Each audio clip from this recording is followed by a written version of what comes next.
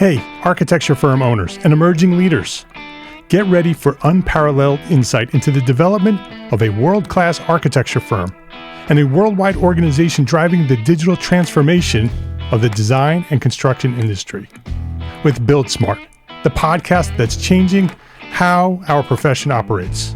We share the incredible stories behind innovation in the building industry with my friend and co-host, Patrick McLeamy, FAIA, former CEO of the international architecture firm, HOK. You know, Yamasaki's office or firm lasted during his lifetime. And when he passed away, I think that was the end of the Yamasaki office. Helmut did not want that. He wanted a firm that would live out and grow beyond the founders. In Season 1, discover the untold stories behind HOK's meteoric rise, from 150 employees in St. Louis to a powerhouse with over 1,900 staff members and 27 offices worldwide. You know, they weren't as polite as the Kojima people. That was just boom. And anytime you have a creditor, whether it's Kojima or the bank, that wants their money, unless you can raise money someplace else, you are out of business. Bankrupt. And hold on tight for Season 2, where Patrick takes us on a new adventure as chairman of Building Smart International, shaping the future of digital transformation in the design, construction, and operation of built assets. Ian Howell, Ken Harold, and I, Ken was my technical representative from HOK. The three of us took a tour of Europe of 5 cities in 5 days. Very busy time. Simply follow the link in the show notes to subscribe to Build Smart now and uncover lessons that will transform you and your architecture firm.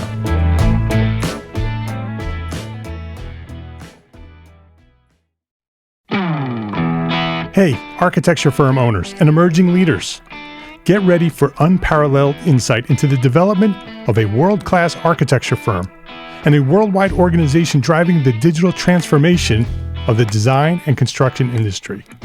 With Build Smart, the podcast that's changing how our profession operates.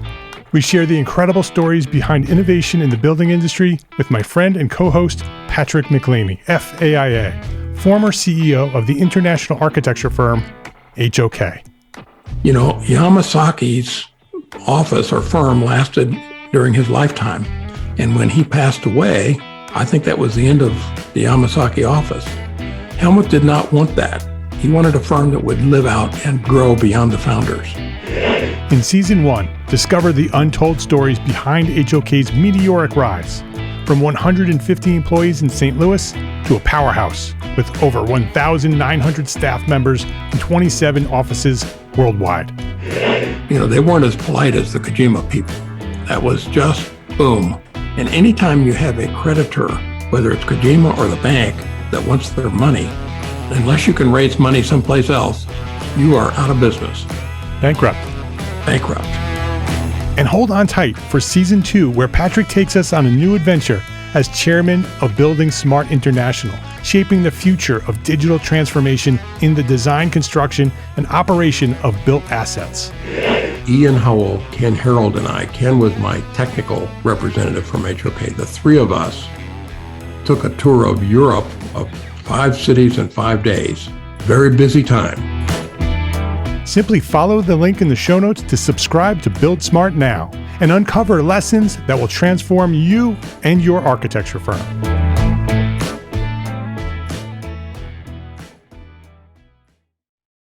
Hey, how's your marketing strategy working out these days? Wait, what's that? You're not sure? Oh, you don't have a marketing strategy. Or maybe your strategy is to design great architecture and constantly check your inbox for the next email asking you to design your next project. That's not a strategy. That's hope. And successful businesses are not built upon hope. Let's fix that. Let's start with knowing where you are today, and then we'll share some ideas and resources to show you how to get to where you want to go. We've built a great new tool called the EntreArchitect Build Your Brand Marketing Scorecard, and you may access it right now for free at EntreArchitect.com/scorecard. My name is Mark R. LePage, and you are listening to EntreArchitect Podcast, where I speak with inspiring, passionate people who share their knowledge and expertise, all to help you build a better business as a small firm entrepreneur architect. This is episode 273, and I'm with Xylia Buros, and she's homeless. Well, not exactly homeless. She's location independent. There are people all over the world, young and old, who are selling everything they own and traveling the globe as they work and live as nomads. This week at EntreArchitect Podcast, Location Independent Living with Xylia Buros of Charette Venture Group. This episode of EntreArchitect Podcast is supported by our platform sponsors, ARCAT, the online resource delivering quality building material information, CAD details, BIM, specifications, and much more at arcat.com. FreshBooks, the cloud-based accounting software that makes running your small firm easy, fast, and secure. Spend less time on accounting and more time doing the work you love. And Young Architect Conference, the architecture conference dedicated to the emerging professional.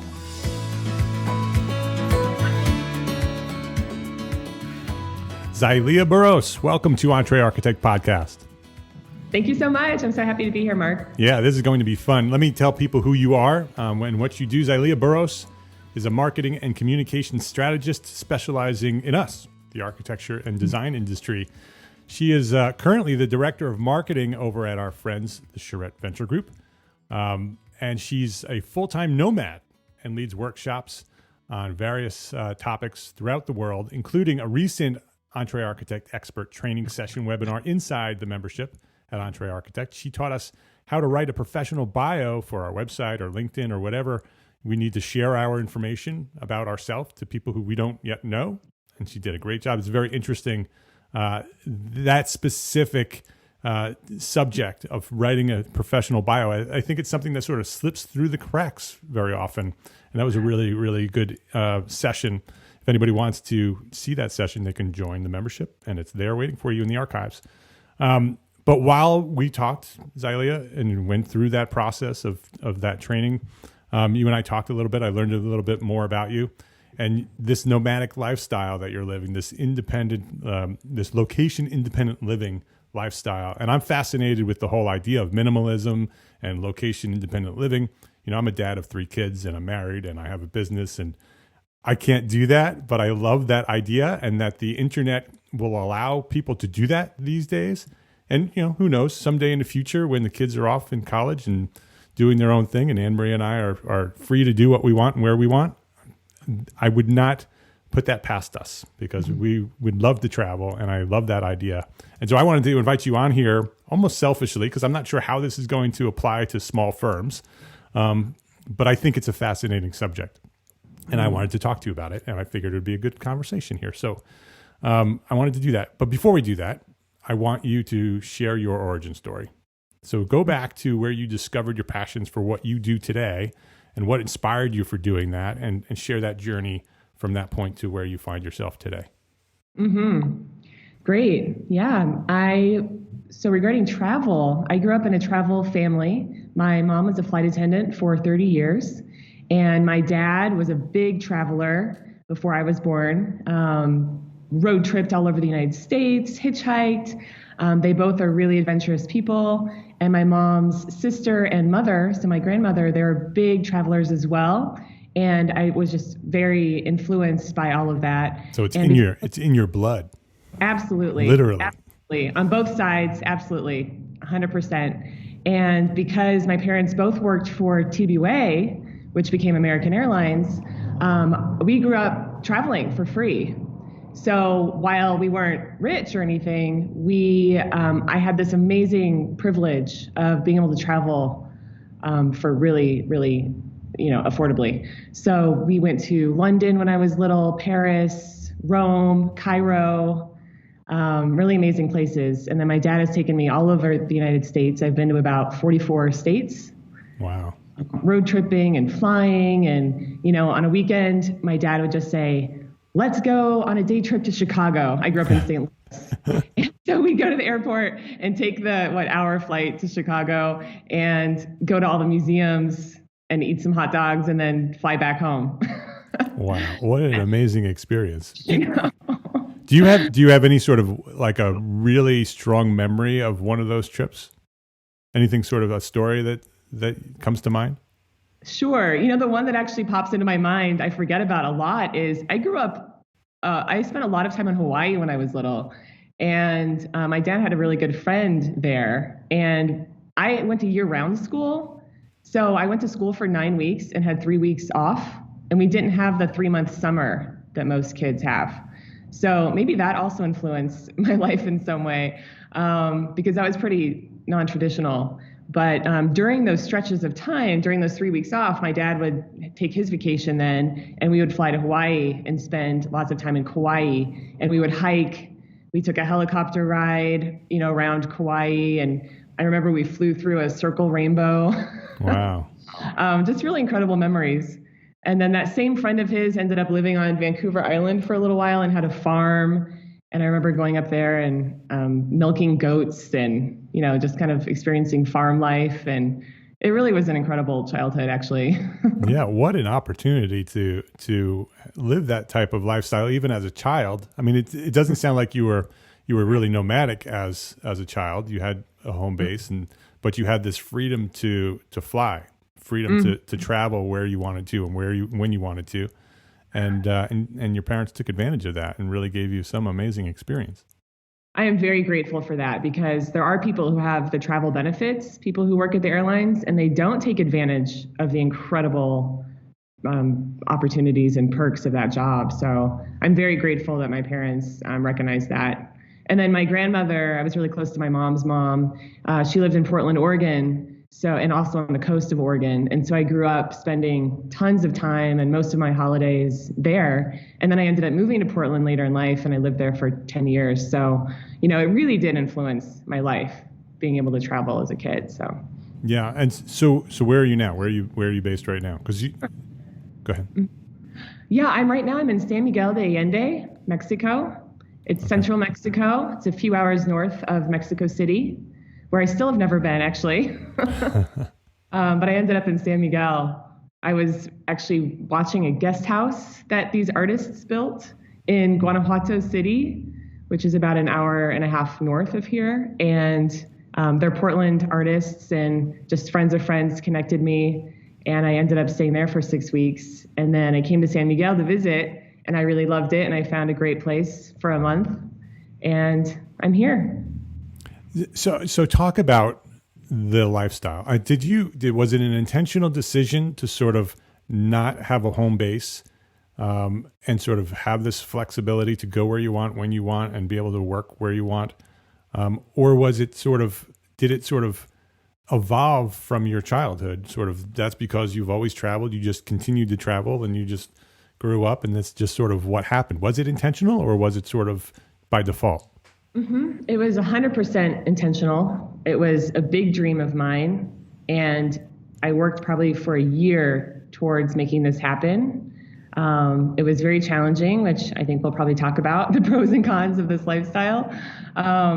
I feel like I should go back and tell more of my origin story besides my childhood. Yeah. After growing up in St. Louis, I moved to New York City to go to NYU. I studied English literature. I've always been a big reader and word person. And of course, I work in that area now. But I lived in New York. I studied abroad in London. I was part of a scholars group at NYU, and they flew us to Buenos Aires for 10 days to do a project. So the traveling thing definitely continued through college. And then after that, I moved to Chicago. I lived and worked in Chicago for 4 years at the School of the Art Institute of Chicago, and then at an independent record label, where that's the first time I really got into publicity and becoming a publicist and a PR specialist.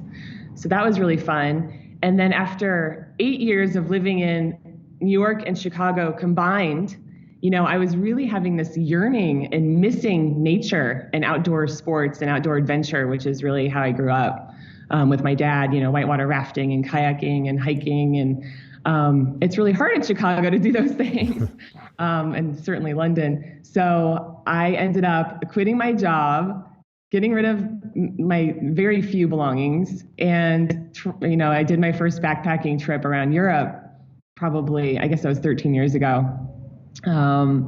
And that was my first kind of big taste of freedom and the lifestyle I knew I wanted. But just regarding finances, I had about 3 months and I came back and I ended up moving to Portland. My mom had moved to Portland to be closer to my grandmother. And I just kind of ended up in Portland also.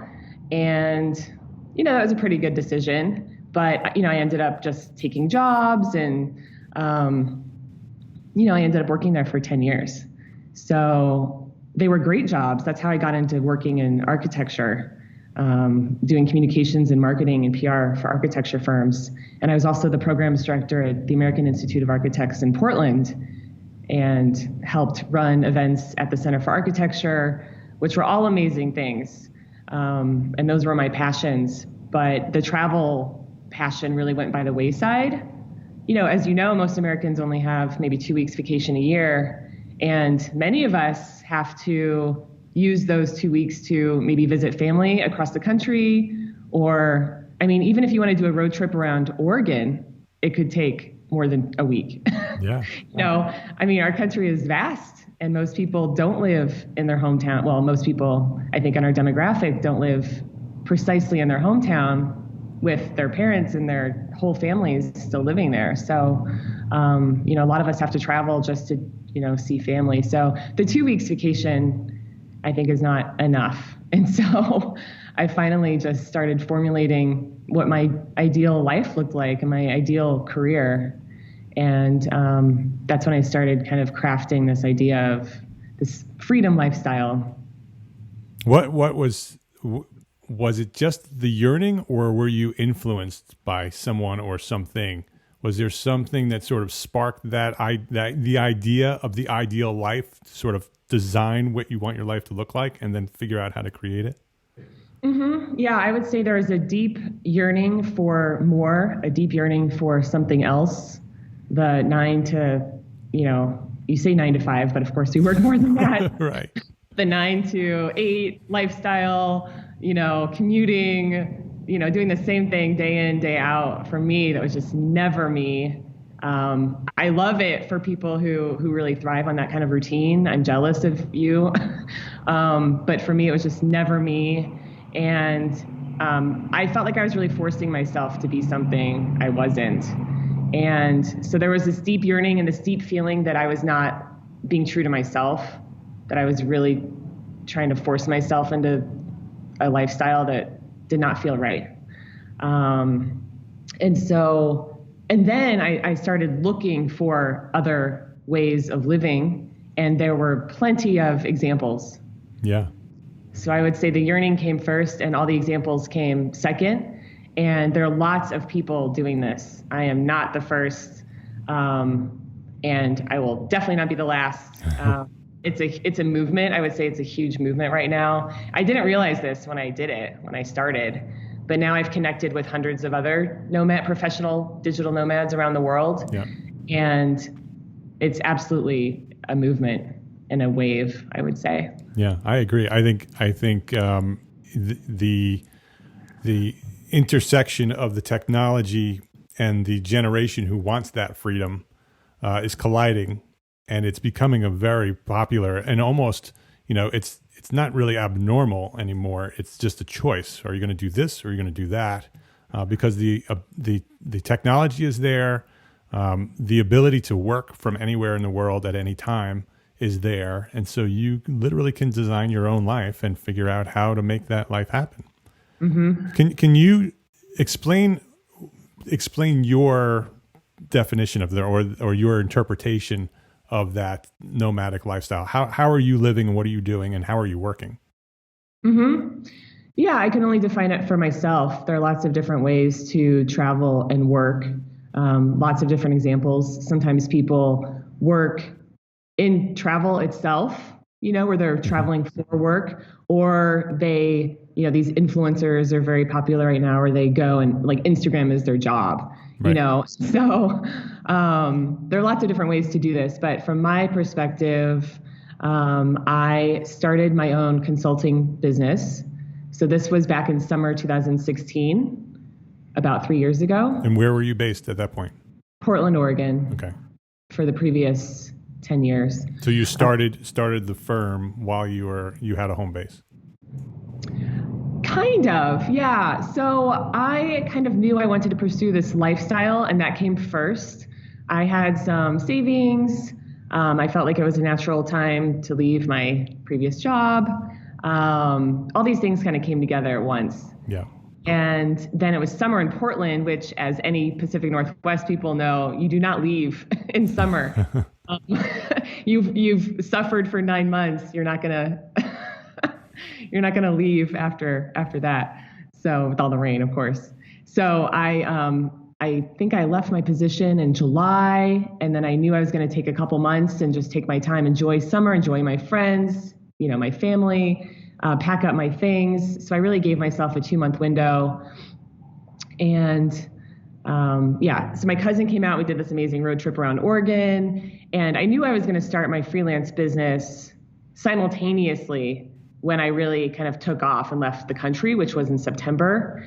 However, I'm very lucky. I have a lot of contacts in the Northwest, a lot of great architecture contacts and friends. And I had a firm contact me right away. I think the same month I left my job, actually. I think they saw on LinkedIn that I had moved on. And so I actually got contacted by a few people and just kind of started my job a little bit before I intended to. Yeah. Yeah. So that was really great. I mean, and so what are you doing that can be mobile like that? Sure. So the first 2.5 years of my nomad life, I was doing marketing and PR consulting, specifically for architects and engineers. And most of those were in Portland because that's where my big network was. Since I've worked for firms in New York as well. Just marketing consulting, basically what I was doing in-house at a firm in Portland, and then very similar to what I'm doing now as director of marketing at CVG. So are you doing like writing, like press releases and that kind of thing, or what's your specialty, or like what do you do as a PR person that you can do that remotely? Sure. Yeah, I offered a lot of services. Some people might say too many because the trend right now is to really niche down. So I'm kind of investigating that more. But the things I have offered as a freelancer were business development plans for architecture firms, marketing plans, so really setting yourself up, your goals, your big business goals for the year, your financial goals, and then working towards, what tactics you have to use to accomplish those goals. Also PR, I would do one-off PR services. So if there was a big building that was being wrapped up, I would do the press release. I would come up with a media plan, a media list, and then I would do that outreach myself on behalf of the firm. So I would pitch their project to magazines and newspapers and blogs. So that was really successful. And then I've also I had a great client the last year or so. I helped them win a $250,000 grant for mass timber research. And really, I did a lot of website copy writing, website content, PR strategy, social media strategy, really the whole gamut, anything under business development and marketing. Yeah, and you're doing that as you travel. So is all you really need is a good internet connection. Exactly. Honestly, it hasn't. I think in the beginning, I've learned a lot, obviously. I mean, in the beginning, I was figuring out how to be a freelancer while I was figuring out how to speak Portuguese and like how to live, how to be living abroad and where to get groceries and things like that when I was in Lisbon for a while. So I would not recommend anyone to take off and figure their new business out on the road unless you have tons of savings and you can really take your time. That's just a side note. That's an important mistakes. That's an important comment though. So if somebody was listening and said, well, I want to do that too. I have the same dream. I want to do that. So would you recommend them sort of starting their business, being in a settled place so they don't really have to worry about where they're living or how they're living, just focus on building this remote, portable business? Once it's running and you sort of have some systems in place and you know how it works, then sort of pull the trigger on travel. And maybe I'm going to let you answer this, but would you do this in like little baby steps and try, go for a weekend and see if you can do it remotely, or do you just pull the trigger and say, okay, I'm moving to Portugal and that's where I'm going, and we'll figure it out when I get there? It really depends on the person. I can see good things on both of those strategies. For me, I pulled the trigger. I definitely am someone who jumps, and the net will catch me kind of person. Yeah. I figured it out on the way. And for me, that's really inspiring. But I definitely don't see anything wrong with doing baby steps and really being strategic. And especially since we're talking mostly to an architect audience, I know you guys, I know architects. Yeah. And there's a lot of architects out there who can literally do this, who could, travel and do their thing and design architecture and do it all remotely. I mean, the last couple of episodes we've been talking about remote studios and staffing remote studios. And so there's no reason why you couldn't take that studio to the next level and make that studio anywhere you want it to be at any time you want it to be. Mm-hmm. I think that's really inspiring. I would love to see more of that. And just in this case of having an actual business where you have staff that you're responsible for, that kind of thing, I would say, why not do baby steps? Really be strategic about it. Definitely start the business in advance, maybe do some testing. I know a firm that took their staff to Asia for a month, in the winter, and they're kind of testing it out. And now they have a couple projects over there. And, I think there are ways to test it out as a small firm. And if you're just one person like me and you don't really have responsibilities like mouths to feed and that kind of thing, I mean, it depends on your level of risk taking and also your level of savings and, how much you can really risk. Right. But in general, I would say figure it out before. Also really figure out what your goals are. Do you want to see every country in the world, or do you just want to live abroad for a while?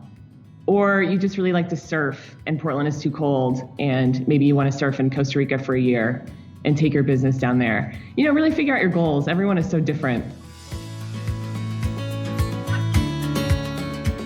We'll be right back to our conversation after this quick break to say thank you to our platform sponsors, ARCAT, FreshBooks, and Young Architect Conference. Are you heading to the AIA Conference on Architecture in Las Vegas this week? Me too. I'll be there. And on Friday, June 7th from 12 to 3 p.m., I'll be joined by my friends Evan Troxel and Cormac Phelan of Archispeak Podcast and Lance Psycho of Inside the Firm podcast for the first ever ARCast. We'll be broadcasting live from the ARCAT booth, interviewing people who are helping to build a better profession. So join us under the big red A at booth 5735. That's booth 5735. Come say hi, and while you're there, check out what our friends at arcat.com are doing to help you save time and make more money as a small firm entrepreneur architect. That's at the AIA Conference Expo floor in Las Vegas on Friday, June 7th from 12 to 3 at booth 5735. We'll see you there. Do you remember when you started your architecture firm? It was no small feat. It took many late nights and many early mornings. Bottom line, you've been insanely busy ever since.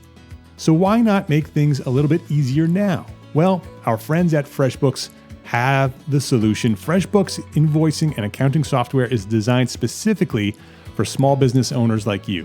It's simple and it's intuitive, and it keeps you way more organized than the dusty shoebox filled with crumpled receipts. Create and send professional-looking invoices in 30 seconds and then get them paid 2 times faster with automated online payments. File expenses even quicker and keep them perfectly organized for tax time. And the best part, FreshBooks grows alongside your business. So you'll always have the tools you need when you need them without ever having to learn the ins and outs of accounting. Join the 24 million people who've used FreshBooks. Try it for free today, 30 days, no catch, no credit card. Try it for free at EntreArchitect.com/FreshBooks and enter EntreArchitect in the How Did You Hear About Us section. That's EntreArchitect.com/FreshBooks. Are you an emerging architect? Do you want to failure-proof your career?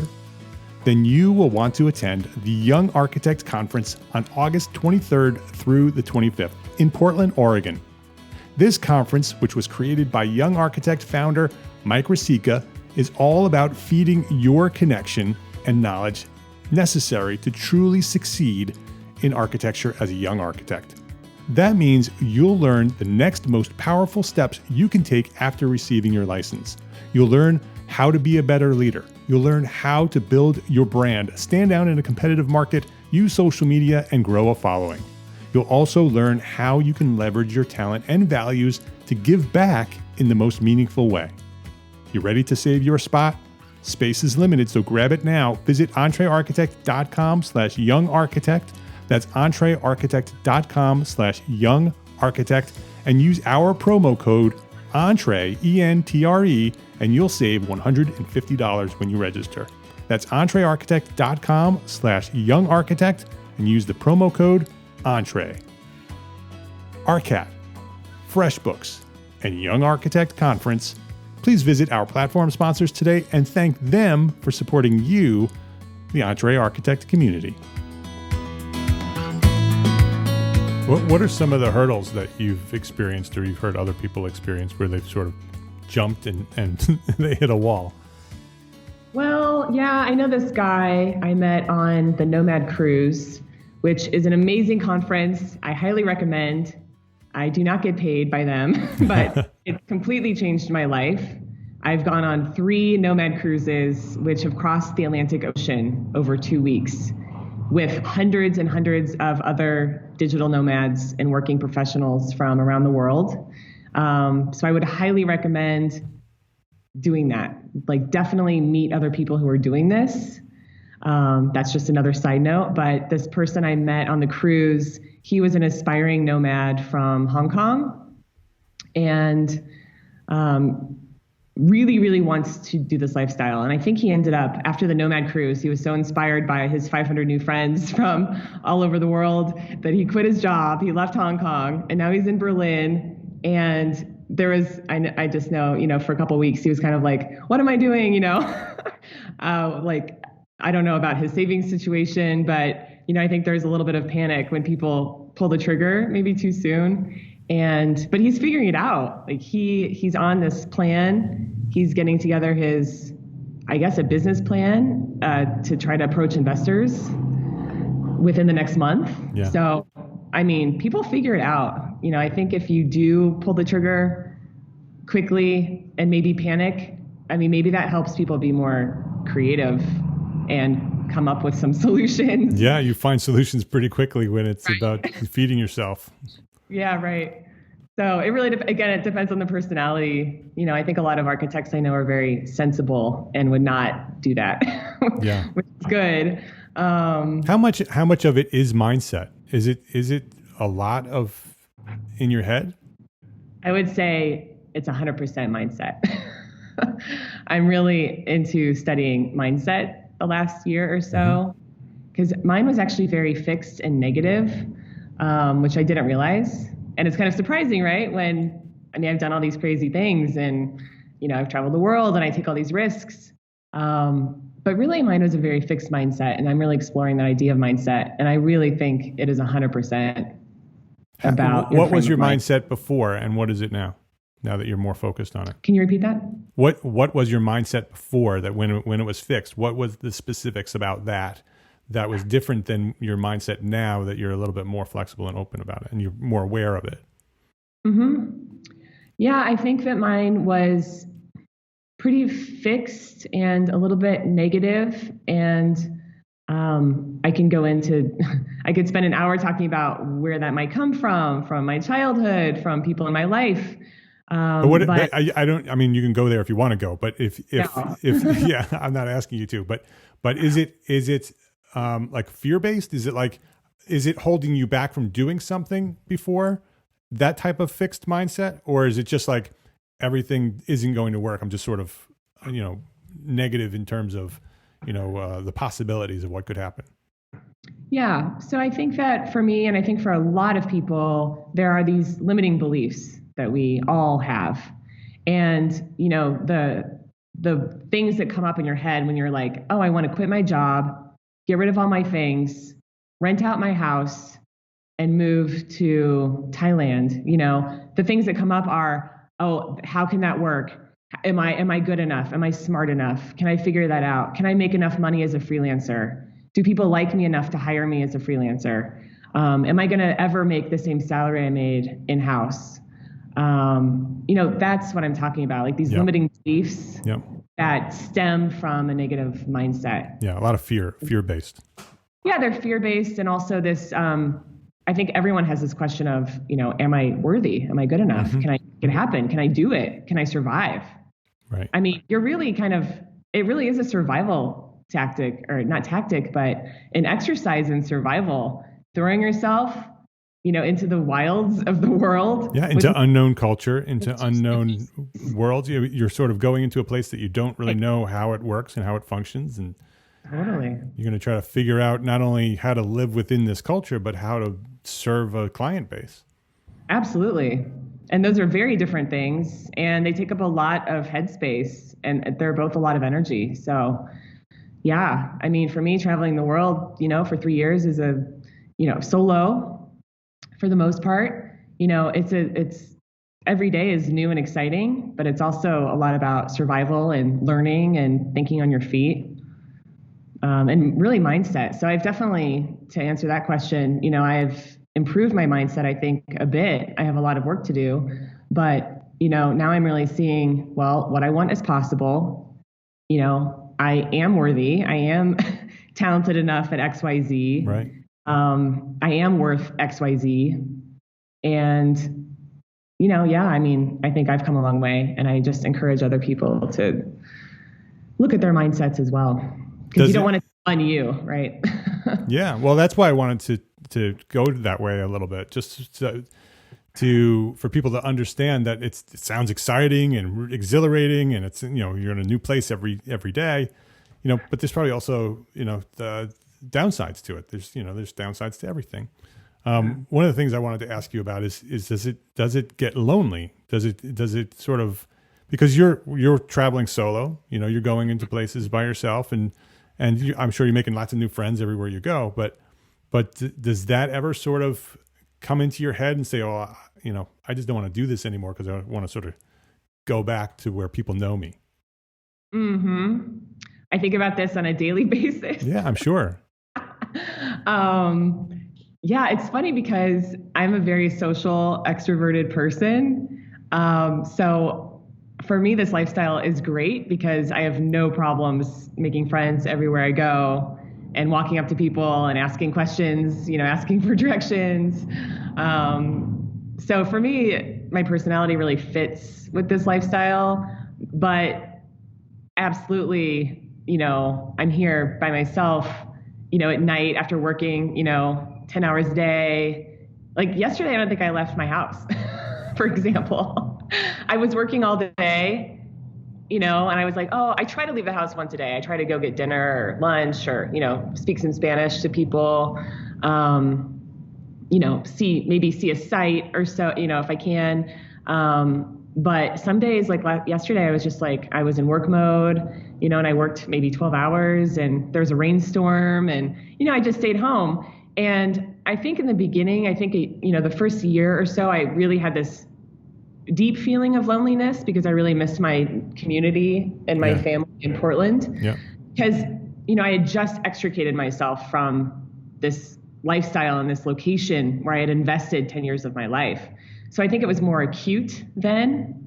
And now as I travel and I have developed this amazing network of other nomads from countries around the world, I have this network that I connect with digitally anyway, becoming such a movement. There are digital nomad hubs around the world now. So they're actually locations that are really conducive to this lifestyle. Oh, it's very interesting. So there's specific areas in specific regions, like people are all going to one specific city, and there's like a community of nomads living in that. So it's not only digital. You can actually go places where that community exists in real time. I really wanted to make that point because it took me, like I said, 9 months before I connected with this community. And now I know, I mean, I could fly to Berlin, I could fly to Rio, Chiang Mai, Thailand, Lisbon, and have at least 5 to 10 contacts. Yeah. That I know well enough that I would actually, go out with, hang out with, work next to.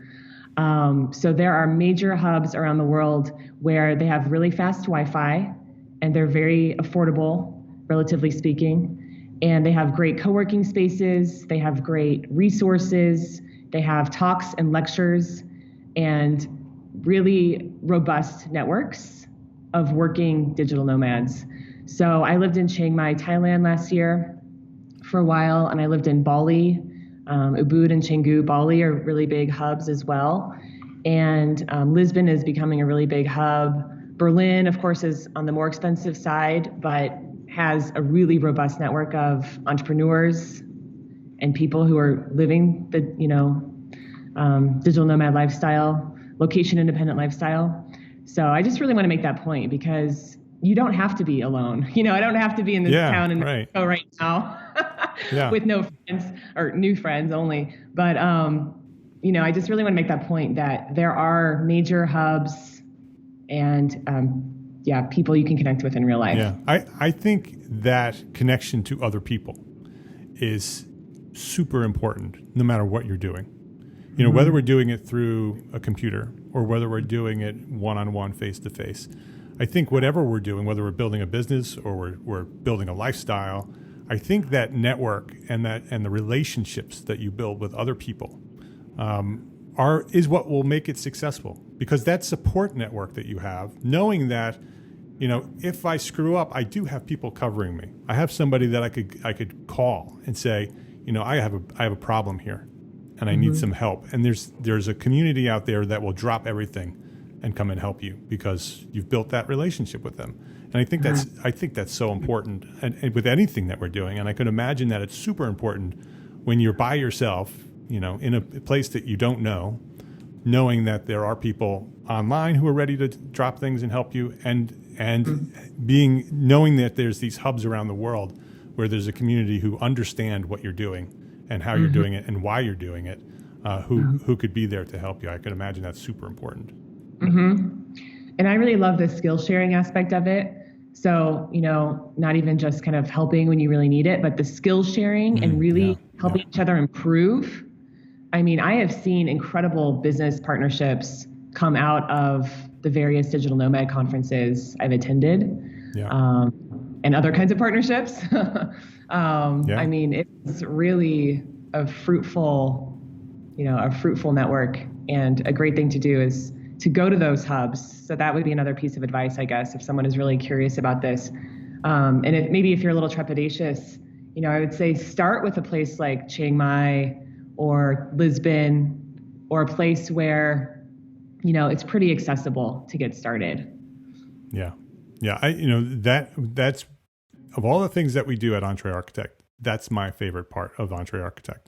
And I think why it's become so successful is that network of people and the relationships that people have built inside the Facebook group and inside the membership. And when we go to the meetup, when we go to the conference, and all of these the people that meet and communicate every day online, they come together at the meetup at the conference every year. And that community and the support that we have there, and because it's a private community, that skill sharing, that knowledge, that openness to share what they know with one another is what makes those relationships powerful.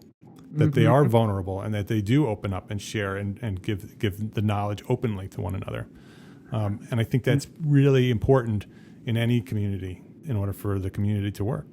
And I can imagine that it's super important for a network of nomads who have intentionally gone out on their own to have that same support and community to allow it to happen. That it's just as important as that the digital tools that you have. That it's just as important to have those relationships and that network of people to help support you to make it work too. And now as I travel and I have developed this amazing network of other nomads from countries around the world, I have this network that I connect with digitally anyway. There's a woman I met in Brazil in December I think she's from Poland. And we Skype like you and I are doing. Yep.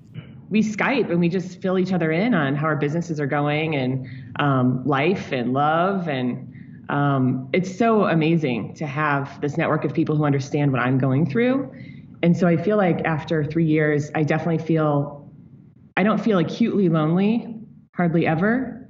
I really am enjoying my solitude. And I feel like that's something that travel can help with if people are interested in really personal development and developing themselves and developing their relationship with themselves.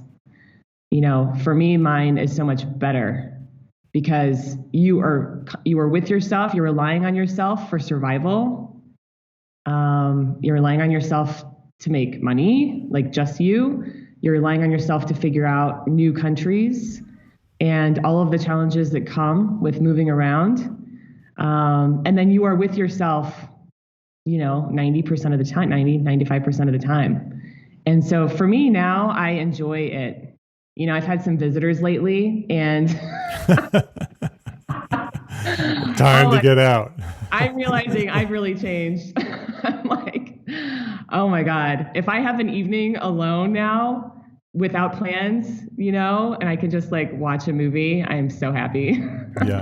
Yeah. It as you were talking about, the connections that you have, or that you're alone, but you have these connections with your network. I would imagine that network is for one very, very powerful for you. But they actually become more than just a network. They become your group of friends, just like you have friends around town that you hung out with when you were in Portland. It's the same kind of thing. Although it's happening through Skype, you make friendships and deep relationships, and that's your community, your network that you can connect with. It's just going through a technology in order for that to happen. Is that important as part of what you're doing? Having that network? Yeah. Oh, 1,000%. Yes. Like I said, the Nomad Cruise really changed my life because that was the first event I went to. I mean, there are hundreds now, and it's just growing. All the events and retreats and workshops and even online retreats and conferences about the digital nomad lifestyle and how to make it work. But the Nomad Cruise was the first one I went on, and that was 9 months after I became a nomad. And so the people I was meeting before, they were locals, Lisbon locals. Where else was I? I'm like forgetting where I even have gone. People in Thailand, maybe expats. They were interesting and great people that you would meet on a regular trip.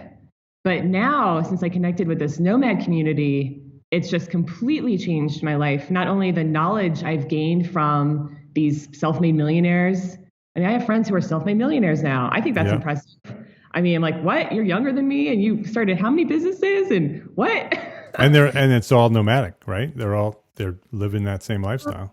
Maybe they started their businesses, at home in California, wherever they're from, and now they have a lot more freedom because they have a lot more resources. Yeah. And also, I mean, the big trend, the big thing right now is, especially with businesses and digital businesses, is creating something where you don't have to be running it yourself. Right. Passive income. But the whole idea of passive income is probably the number one topic for my nomad friends. So, and there are lots of ways to create that.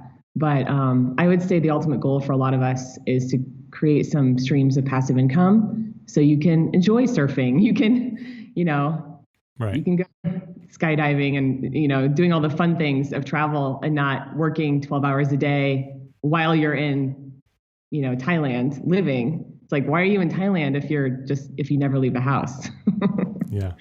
Do you have plans for the future? Do you sort of look at where you're going to be 3 to 5 years from now? You're going to continue doing this forever? Or do you sort of look at this as a phase not a phase, but like a season in your life that this is the season where I was a nomad and someday I'm going to sort of, settle down and be in a specific place? Still travel a lot, but sort of have a home base. Mm-hmm. I also think about this on a daily basis. And I think I'm in a transition point right now, honestly, and I'm trying to figure that out. I'm not sure. Traveling and living abroad really suits me still. And I feel like I said, it's gotten easier and more fun the longer I've done it, because, well, now I have this great job. But, you learn and grow. So with your business, you improve your business.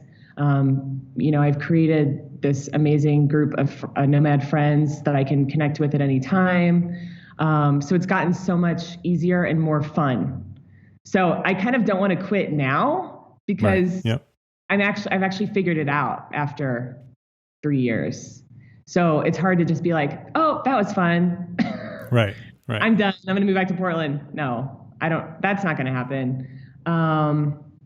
I would like to own property. I would like a home base somewhere, or 2 home bases would be ideal, maybe in 2 different continents.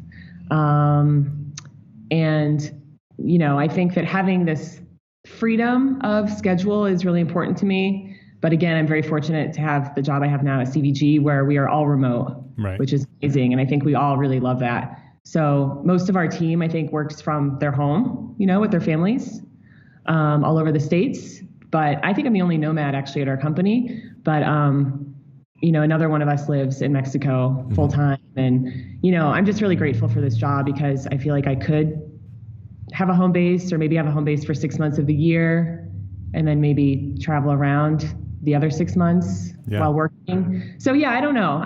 But I'm not worried about it, honestly. I really feel at peace with my decisions and, yeah. Yeah, it sounds like that you're sort of still in doing that, and you sort of perfected that, or getting good at that lifestyle that you're living, and so it's enjoyable. But somewhere along the line, you may sort of start designing again.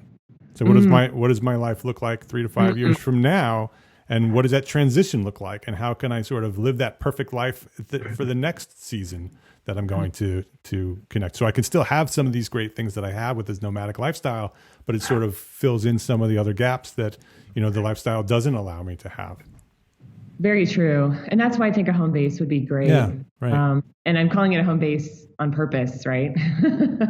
I'm not calling it my one and only home or just a place where you can land every once in a while. Right. Exactly. So that would be really important to me. I am very much into community right now, deep relationships, not having a million thousand friends, in quote marks. Yeah. So I'm definitely veering towards that more, deeper exploration, deeper relationships, and really investing in the community where you are. I don't believe in the whole, I'm going to go see 3 countries in a week. No, why? I've been in Mexico for 2 months and I feel like I have not even scratched the surface of this culture. Yeah. All. I work full time. It's different if you're not working and you're here for 2 months. But right. Well, you're not on vacation though. No, it's not a vacation. This is your life. This is just where you're living right now. So so Mexico right now is your home. Right. Absolutely. So it's very different. It's again mindset. Very different mindset than a vacation. Even if it was like a 3-week vacation, a long vacation, you're still not living there. It's not home. Right now, this is your home. Mm-hmm. Thank you for saying that because it really irks me when people ask me. Yeah. What's it like being on this big, long vacation? I'm like, what is a vacation? I know people see my Instagram or whatever and, oh, she's always on vacation. No. Well, I think that's probably one of the things that makes it so interesting to me because I'm really interested in the flexibility of the remote studio and building remote studios as an architect and the whole idea of using technology to build the life that we want to live, right? And to have this life and work integration, that it's not this balance, I have to do this and that, and that it's all just one thing. And you're sort of taking it to the next level, so I'm based, but it's all remote. My staff is remote. My clients are remote. EntreArchitect is completely digital and remote. So I'm literally moving from New York to North Carolina and nothing's going to change because of the way I've built my life. And you've taken that one step further where you can continue to move around and go anywhere that there's an internet connection. Mm-hmm. Yes. It's really interesting to me. So thank you for sort of sharing your life with us, opening up a little bit, because I really found that very interesting to sort of listen and hear about your mindset behind it all. I think that was really interesting. Before we wrap up, I wanted to ask you the question that we ask everybody. Mm. What's one thing that a small firm architect can do today to build a better business for tomorrow? Throw it all away and live a nomadic lifestyle. No, I'm just kidding. Just put the closed sign on the door and done. I would probably not recommend that. Yeah, not a good idea. Don't do that, guys. So what would you recommend an architect do to build a better business for tomorrow? Sure. I'm just going to speak from my own area of expertise, obviously. So for me, it's all about content. They say content is king. And for architects, your content is your design work, right? It's what you're creating, it's what you're producing.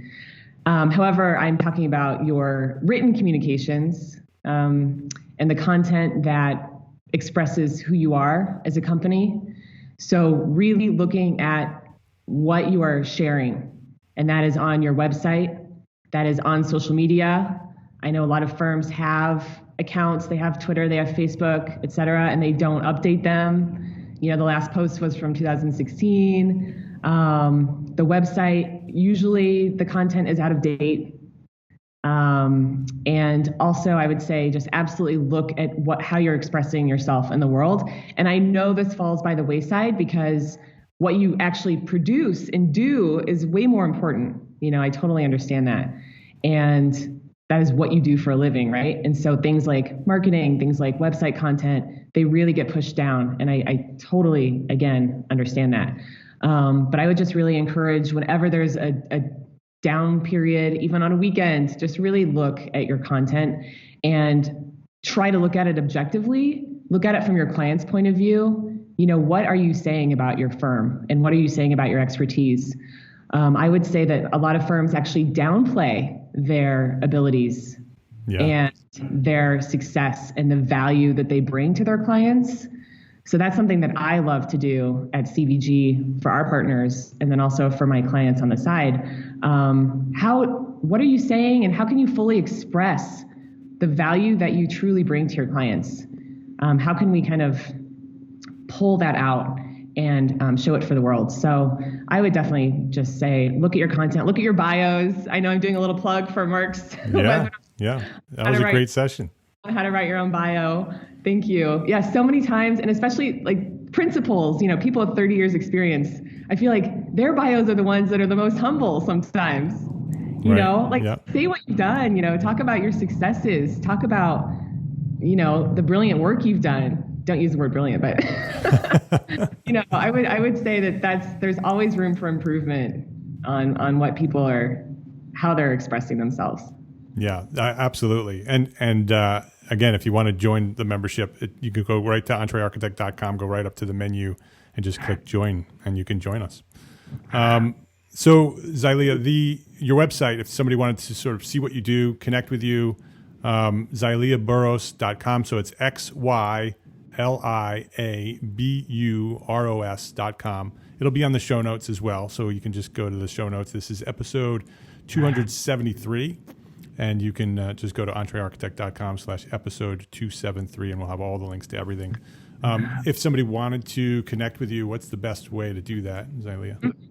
Sure. Yeah, on that website, there's a contact form, and you can just scroll down to the bottom and just type in your notes. I'm happy to answer any questions about, communications, needs or questions, and also about travel. If any of you are really interested in exploring this, I love talking about it.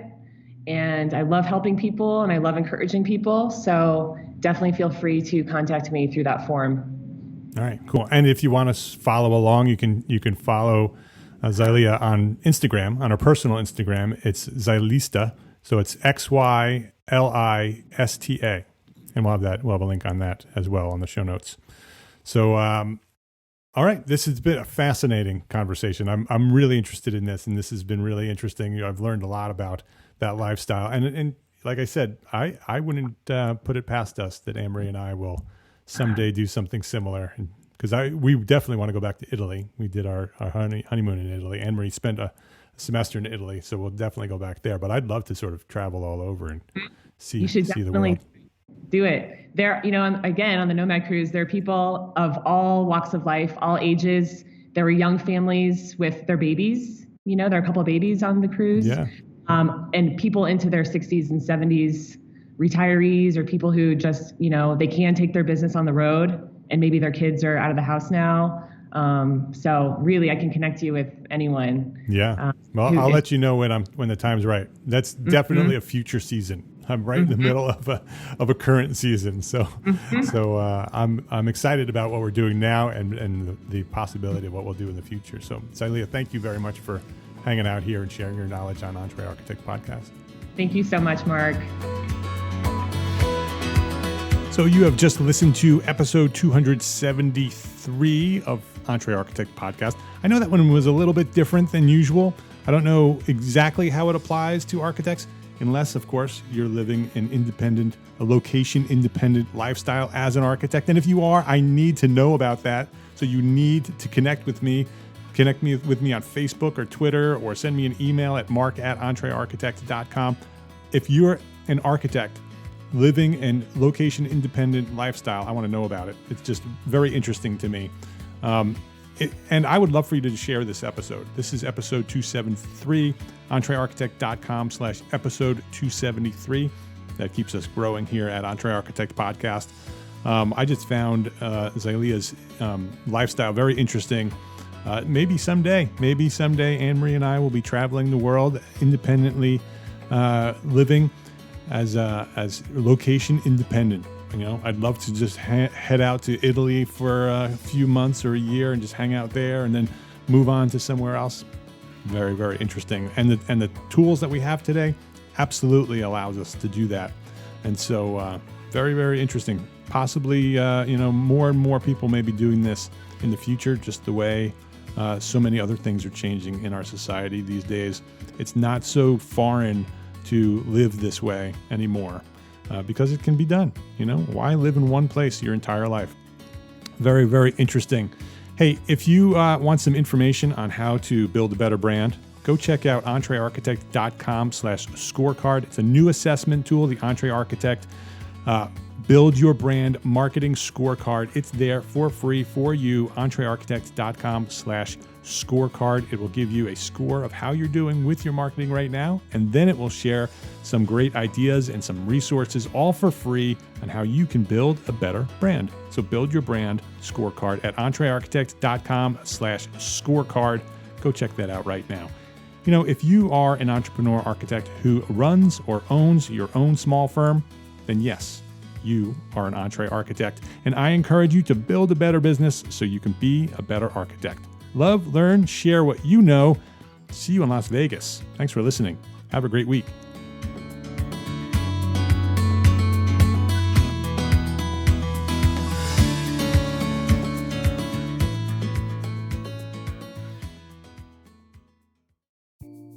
Imagine earning continuing education credits while doing exactly what you're doing right now. Well, you can. Gable Media has revolutionized the way you earn your continuing education credits with a groundbreaking approach. Forget running around town and scouring the internet for credit-worthy courses. Fulfill your CE requirements effortlessly by listening to engaging podcasts just like the one you're listening to now. Our podcasts are designed to educate, entertain, and inspire, all in a user-friendly environment. But wait, there's more. Architects, Gable Media is also approved as an AIA continuing education services provider. Upon completion, we handle everything, from reporting your hours directly to the AIA to storing your certificates in your personal Gable Media profile for your self-reporting needs. So follow the link in the show notes and start earning your credits in the most innovative and entertaining way possible with Gable Media. Attention architects and creative minds, get ready to supercharge your brand with Build Your Brand, the podcast that's unlocking the secrets of branding success for creatives. Hey there, it's Mark Arlepage, founder of EntreArchitect, and I'm inviting you to join my friend, architect marketing expert Jeff Eccles at Build Your Brand podcast, where he explores the captivating stories of the world's top brands and transforms their lessons into powerful moves for small firm architects and creatives like you. In Season 1, Jeff shares the thrilling tale of Southwest Airlines, where he dissects their journey to the summit and distills it into strategies tailor-made for you. It's important to keep in mind that companies like Southwest compete in the real world, just like you, and face real-world challenges, just like you. You might be surprised at how similar those challenges are to the struggles that you grapple with on a day-to-day basis. Don't miss out on your blueprint for success. Subscribe, tune in, and let's build your brand together. You may have noticed that the very best brands in the world are also known for having somewhat unique corporate cultures. That's often the glue that holds everything together when they encounter those rough spots. We don't do it because it inconveniences the passengers to whom we are primarily dedicated, the short haul, frequent flyer. Follow the link in the show notes to subscribe to Build Your Brand today. Remember, no matter the size, the journey's the same. Your brand's journey to the top starts here.